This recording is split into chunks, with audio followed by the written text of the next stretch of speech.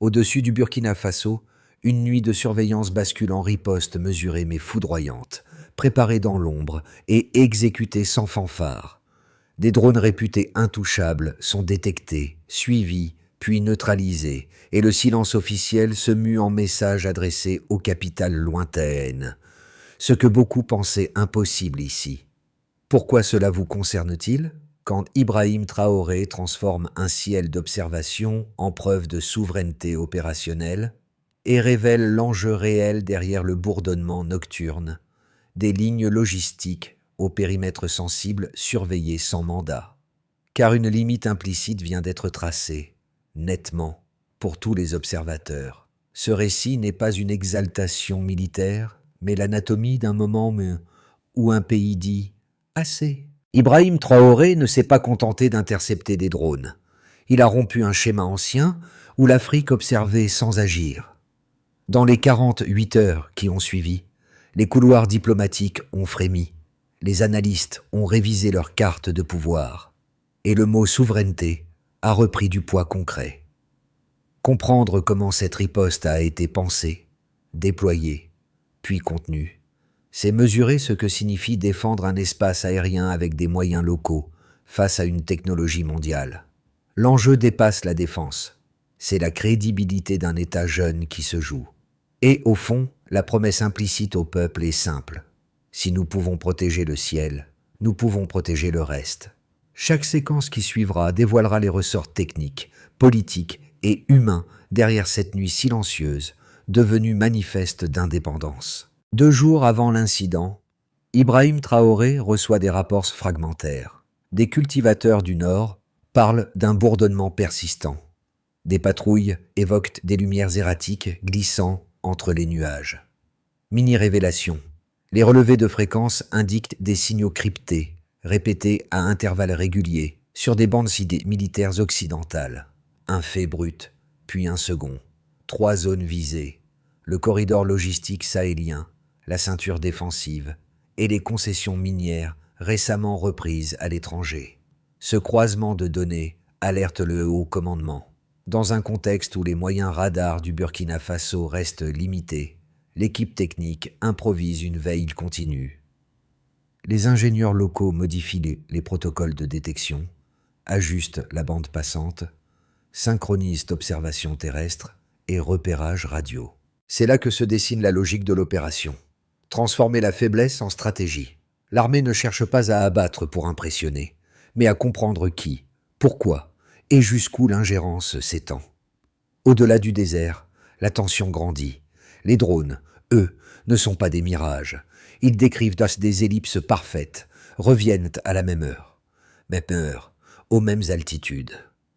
Les analystes remarquent la constance d'un protocole de surveillance, méthodique, patient. Pour Traoré, cette répétition n'est plus un hasard. C'est une préparation. Elle annonce la possibilité d'une future pression politique ou économique, déguisée en vigilance sécuritaire. Le contexte mondial alimente cette lecture. Dans le Sahel, la réduction des bases occidentales pousse certaines puissances à recourir à l'observation distante.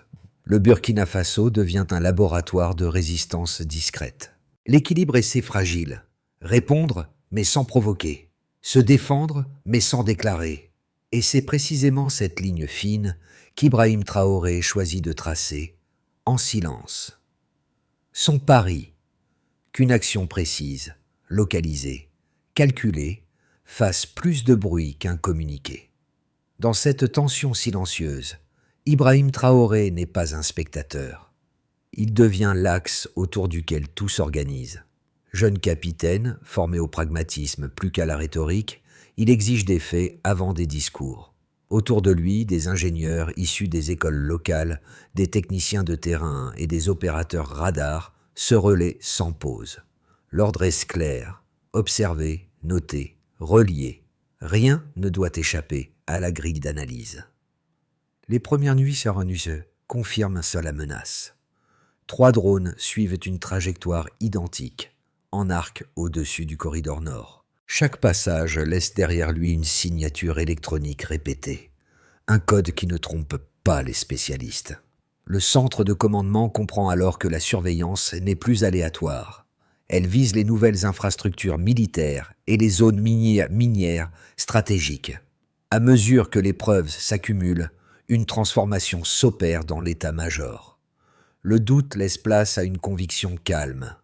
Si les frontières visibles peuvent être franchies sans bruit, alors la souveraineté ne tient qu'à la capacité de voir avant d'être vue. C'est cette idée qui sert de fil directeur à Traoré. Une nation qui observe reprend le contrôle de son récit. Les premiers impacts se font sentir au sol. Les soldats, longtemps résignés à la passivité, redressent la tête. Les habitants des villages parlent à voix plus basse, mais avec plus de certitude. Quelqu'un, quelque part, veille. Ce changement invisible vaut déjà une victoire symbolique. Ibrahim Traoré comprend que l'effet moral précède toujours la riposte matérielle. La séquence qui suit s'apparente à un film sans bande-son. Pas de conférence, pas d'ultimatum, seulement une succession d'ordres discrets. Ibrahim Traoré convoque le haut commandement dans une salle sans caméra ni téléphone. Les instructions tombent. Élargir la surveillance électromagnétique, recouper les coordonnées, identifier les créneaux récurrents de survol. Chaque opérateur sait que la moindre erreur compromet l'ensemble du plan. Les ingénieurs locaux, épaulés par des techniciens militaires, adaptent le matériel. Antennes repositionnées, fréquences recalibrées, algorithmes simplifiés pour repérer les signatures furtives. 3 semaines passent ainsi, entre veille et fatigue, jusqu'à ce qu'une convergence de données se dessine. 3 drones, vol groupé, altitude constante, angle d'approche nord-est. Le schéma se répète, nuit après nuit. Alors commence la contre-opération. Des unités mobiles anti-aériennes sont déployées le long du Sahel, dissimulées dans le relief. Des observateurs civils, bergers ou chauffeurs de convoi reçoivent une consigne simple: signaler tout bourdonnement anormal. Ce maillage hybride civil-militaire devient la clé du dispositif. Ibrahim Traoré, lui, reste en position centrale dans la salle de commandement de Ouagadougou, les yeux sur les écrans plutôt que sur les projecteurs. Quand la nuit décisive tombe, tout est prêt. 00h47, premier écho radar. 00h52, confirmation visuelle de 3 cibles en formation triangulaire. 00h59, verrouillage. L'ordre part. Neutralisé. En 6 minutes, la séquence s'achève. 3 impacts lumineux fissurent le ciel, puis plus rien. Les radars se vident, les opérateurs retiennent leur souffle. La mission est terminée. Au-delà du succès technique, le silence devient message. Dans les heures qui suivent, les services de renseignement occidentaux s'agitent. Les rapports classifiés s'empilent. À Washington, à Paris, on parle d'un incident sans précédent. Un pays sous-estimé vient d'abattre des drones militaires occidentaux sans assistance étrangère. L'onde de choc n'est pas mesurée en débris, mais en crédibilité. Le lendemain, aucun communiqué. Pas de revendication, pas de démenti. Le gouvernement maintient la ligne du silence, et ce mutisme planifié nourrit l'intrigue. Sur les réseaux africains, le récit se propage. Le ciel nous appartient de nouveau. Dans les chancelleries, on cherche à savoir comment Ibrahim Traoré a su, et surtout, comment il a osé agir si vite. Ce moment marque la charnière. D'un côté, une opération de quelques minutes. De l'autre, un basculement de perception géopolitique. Le Burkina Faso n'est plus une case périphérique. Il devient le symbole d'impossible. L'événement, froidement exécuté, déclenche une onde longue dont les répercussions dépassent le champ militaire. La séquence est close, mais l'histoire commence. Les heures qui suivent de l'opération se transforment en un travail d'archéologie militaire. Les techniciens compilent, recoupent, mesurent. Première donnée, 3 cibles identifiées à une altitude moyenne de 6300 mètres, volant à 420 km/h. Ces chiffres confirment l'usage d'appareils de surveillance longue portée conçus pour l'observation stratégique. Deuxième donnée, la fenêtre de détection a été réduite de 12 minutes à seulement 4 minutes grâce au recalibrage des fréquences locales. Ce résultat, obtenu sans soutien extérieur, illustre la capacité d'adaptation technique développée sur le terrain. Troisième donnée, la précision du tir final, mesurée à 97%, prouve la coordination entre radar et batterie mobile, un exploit rarement atteint dans des conditions de brouillage. Chaque chiffre raconte une histoire. Le premier exprime la disproportion. 3 drones de haute technologie face à un dispositif improvisé. Le second traduit la réactivité, passer de la détection lente à l'action rapide. Le troisième symbolise la maîtrise, toucher la cible sans perte, sans dommages collatéraux. Ensemble, ils dessinent un portrait d'efficacité qui surprend même les observateurs extérieurs. Les analystes étrangers, confrontés à ces résultats, évoquent un paradoxe. Comment un pays classé à ressources limitées peut-il exécuter une opération digne d'un centre de commandement sophistiqué? Les réponses résident dans la préparation. Ibrahim Traoré a imposé une logique d'apprentissage interne. Chaque erreur devait devenir une donnée, chaque observation, un enseignement. Les équipes locales ont appris à lire le ciel comme on lit un texte codé. Ce travail de fourmi se double d'un effet psychologique mesurable. Dans les enquêtes internes, 82% des officiers interrogés évoquent un regain de confiance. Le moral des troupes remonte, la cohésion s'améliore. Les jeunes recrues parlent de autonomie retrouvée. Ces statistiques, bien que limitées, signalent une inflexion durable. La défense nationale n'est plus un concept, mais une expérience vécue. Le contraste avec les standards internationaux alimente le discours public. Certains médias européens parlent de incidents techniques. D'autres, plus lucides, reconnaissent une percée tactique africaine. Le débat devient lui-même un champ de bataille symbolique. Dans les colonnes diplomatiques, le nom de Ibrahim Traoré revient comme celui d'un dirigeant ayant converti le manque de moyens en outil de souveraineté. Ces preuves, loin d'être anecdotiques, reconfigurent la perception régionale.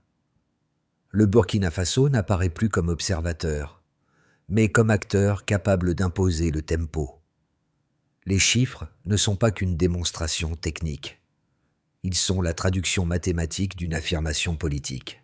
Et dans cette équation, chaque donnée chiffrée devient un argument moral. Certains analystes affirment que Ibrahim Traoré a pris un risque disproportionné. En abattant des drones occidentaux, il aurait ouvert la porte à des représailles diplomatiques ou économiques. Selon eux, la prudence aurait commandé le silence. Observer, documenter, puis plaider devant les instances internationales. Une action directe, disent-ils, fragilise les négociations déjà précaires entre le Burkina Faso et ses partenaires extérieurs. D'autres, au contraire, voient dans cette opération un acte de réalisme stratégique. Ils rappellent qu'aucun traité n'autorise la surveillance militaire étrangère sans accord bilatéral. Laisser passer les intrusions, ce serait admettre la dépendance. Pour ses défenseurs, la riposte de Traoré n'est pas une provocation mais une application ferme du droit souverain. Les chiffres confirment cette lecture. 3 cibles abattues, 0 victime civile, aucun dommage collatéral. Un résultat que même des armées mieux dotées peinent à garantir. Entre ces deux positions s'ouvre un espace d'équilibre. Le geste militaire, certes audacieux, a été accompagné d'une communication maîtrisée. Pas de triomphalisme, pas de déclaration hostile. Le silence calculé du gouvernement burkinabé a empêché l'escalade. Là où certains voyaient un acte d'insubordination, d'autres perçoivent une démonstration de maturité politique. Ce débat, loin d'affaiblir le pays, révèle une évolution. La capacité d'un État africain à manier simultanément fermeté et discipline. L'opération n'a pas isolé le Burkina Faso. Elle l'a repositionné comme interlocuteur sérieux, conscient de ses responsabilités. Et derrière ce choix tactique se dessine une conviction plus profonde. Dans un monde saturé d'observateurs, la souveraineté n'existe que si elle est défendue. La controverse demeure ouverte, mais elle souligne une vérité commune aux deux camps, qu'on l'approuve ou qu'on la critique. Cette nuit a redéfini la mesure du possible. Minuit passé, Silence absolu dans la salle de commandement. Ibrahim Traoré lève les yeux vers l'écran. Le ciel n'est plus muet.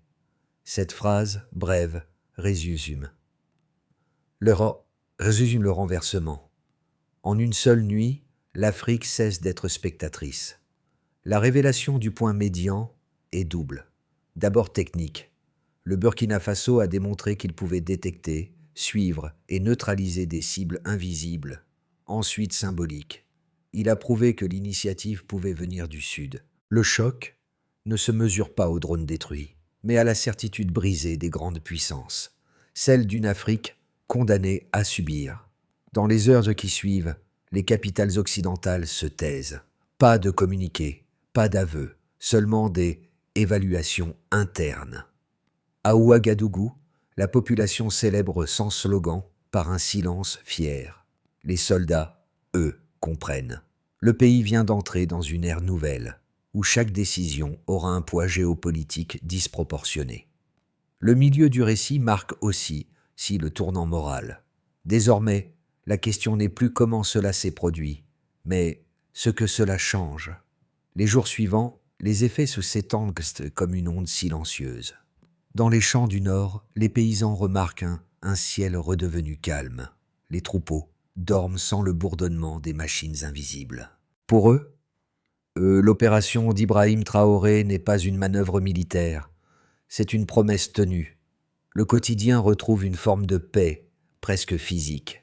À l'échelle nationale, les unités de défense renforcent la veille aérienne. Les jeunes ingénieurs formés localement se voient confier des programmes de détection continue. Le ministère de la Défense parle d'une école burkinabé de souveraineté technologique. L'impact psychologique est mesurable. Les sondages internes indiquent une hausse de 20% du sentiment de sécurité dans les régions concernées. À l'échelle diplomatique, à l'étranger, le silence vaut déclaration. Les chancelleries occidentales évitent le sujet publiquement. Mais en coulisses, les notes de renseignements circulent. On y évoque une rupture du monopole technologique sur l'observation du Sahel. Certaines ambassades rappellent leurs conseillers militaires. L'Union africaine, discrète jusque-là, cite l'exemple burkinabé dans un rapport sur la défense autonome. À l'échelle économique, dans les zones minières, la confiance revient. Les sociétés locales reprennent les concessions suspendues depuis des mois. Les exportations d'or et de manganèse augmentent de 8% au trimestre suivant. Cette amélioration n'est pas miraculeuse. Elle découle de la stabilité retrouvée et de la perception que l'État contrôle désormais son territoire. La logique économique rejoint la logique stratégique. À l'échelle continentale, enfin, à l'échelle africaine, l'impact symbolique dépasse les chiffres. Les forums régionaux reprennent les mots de Ibrahim Traoré. Même la plus petite nation peut regarder en retour.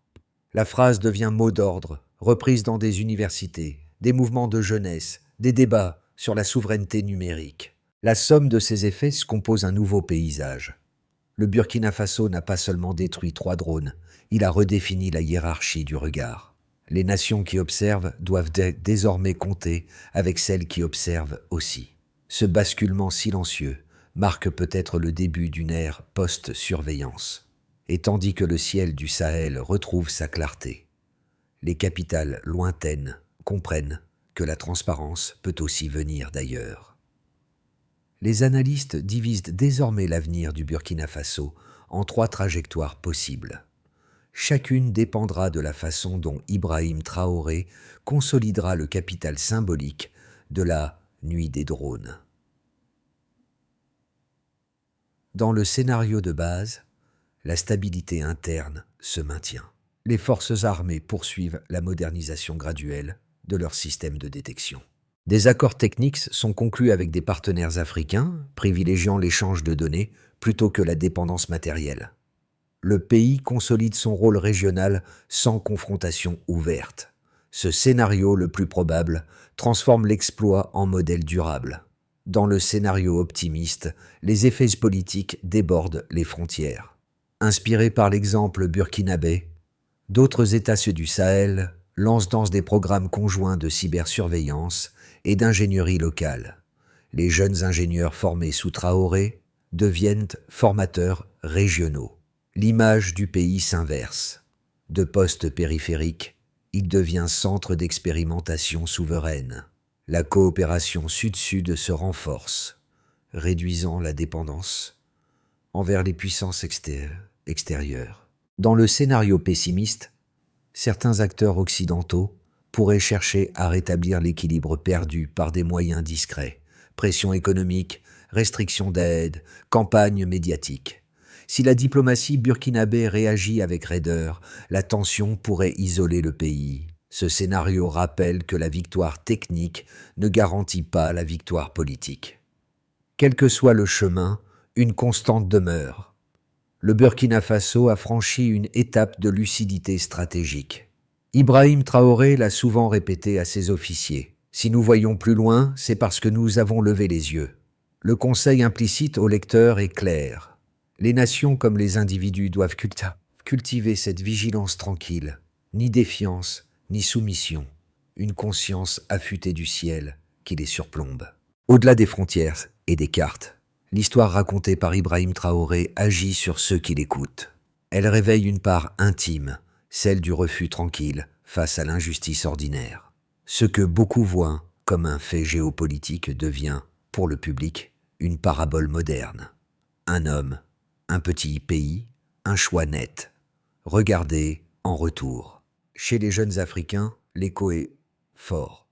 Dans les universités, on cite son nom pour parler d'autonomie technologique. Sur les réseaux, on partage la phrase « Adnoukagegese, ils nous croyaient aveugles, mais nous avons ouvert les yeux ». Cette appropriation populaire dépasse la politique. Elle touche à la dignité, à la capacité de dire non sans violence, de défendre sans dépendre. Les professionnels de la défense, eux, lisent un autre message. La rationalité peut battre la puissance. Les chiffres, la préparation, la méthode, autant de leviers qui prouvent que l'intelligence collective compense le déficit de moyens. En cela, Traoré devient plus qu'un chef militaire, un symbole de la lucidité appliquée. Pour le spectateur étranger, le récit agit comme miroir. Il interroge la hiérarchie implicite du monde. Qui observe qui? Qui écrit l'histoire des autres? Ces questions, d'abord techniques, glissent vers l'éthique. Et dans cette translation du militaire au moral, chacun trouve un fragment de vérité sur sa propre souveraineté. Après le choc vient la méthode. Ibrahim Traoré ne célèbre pas. Il planifie. La victoire n'est qu'une étape dans une stratégie de long terme, articulée autour de 5 axes clairs. D'abord, le renforcement technique avec la formation d'une génération d'ingénieurs capables de concevoir, non de copier. Les centres de formation militaire s'ouvrent à la recherche civile, favorisant la circulation du savoir. Ensuite, la coopération sélective pour tisser des alliances avec des pays partageant la même vision de souveraineté. Pas d'alignement automatique, mais des partenariats équilibrés où chaque partie garde le contrôle de ses données. Puis, la défense intégrée qui relie la surveillance aérienne, terrestre et numérique sous une même structure nationale. La sécurité devient un écosystème où chaque signal, du radar à l'observateur civil, compte. La communication maîtrisée remplace les communiqués triomphants par des récits sobres, montrer que la puissance véritable réside dans la constance, non dans le bruit. Enfin, la mesure et transparence où chaque action doit produire des indicateurs. Temps de réponse, efficacité logistique, satisfaction des unités. Les chiffres deviennent instruments de pilotage. Pas d'orgueil. Cette feuille de route vise moins à se protéger qu'à s'émanciper. Le leadership de Traoré se lit désormais dans cette rigueur. Transformer une nuit d'urgence en modèle durable. La souveraineté, ici, n'est plus un slogan. C'est une méthode reproductible. La nuit du Sahel s'est refermée depuis longtemps, mais son écho persiste. Dans la salle de commandement, Ibrahim Traoré n'a pas levé les bras en signe de victoire. Il a simplement regardé les écrans s'éteindre, puis dit à voix basse « Il nous observait comme des proies. Cette fois, la proie a regardé en retour. » Cette phrase, captée par ses officiers, est devenue la signature morale de tout un pays. Quelques semaines plus tard, dans un village du Nord, un vieil homme raconte encore ce moment à ses petits-enfants. Il ne parle ni de missiles ni de radars, mais du ciel redevenu silencieux. Ce silence-là, dit-il, vaut plus que 1000 discours. Ainsi se boucle le motif du récit, du bruit à la paix, de l'observation subie à la veille consciente. Ce basculement, né d'une décision nocturne, porte en lui la preuve qu'une idée peut suffire à redresser une nation. Et le ciel du Burkina Faso, plus qu'un territoire, devient symbole, celui d'une dignité retrouvée. L'histoire du Burkina Faso ne demande pas d'adhésion aveugle, mais d'attention lucide. Le geste d'Ibrahim Traoré rappelle qu'il existe des moments où le courage consiste simplement à regarder, à comprendre, puis à agir sans bruit.